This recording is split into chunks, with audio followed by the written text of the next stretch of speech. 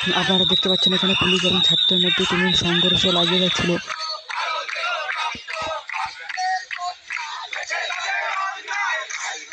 এখানে ছাত্রদের উপর পুলিশ হামলা করে বসে। পুলিশ এবং ছাত্রের মধ্যে তুমুল সংঘর্ষ, কিন্তু ছাত্ররা কোনো মতে হার মানতেছে না। এর মধ্যেই ছাত্ররা পুলিশদেরকে এগিয়ে চলে গেল।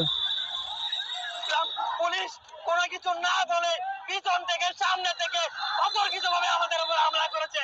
আমরা আমরা আমাদের ন্যায্য দাবি আদায়ের জন্য আমরা আন্দোলন করছিলাম।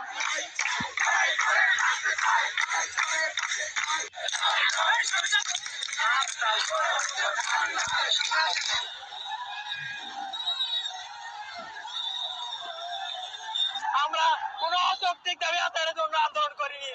আমরা আমরা ছাত্ররা শান্তিপূর্ণভাবে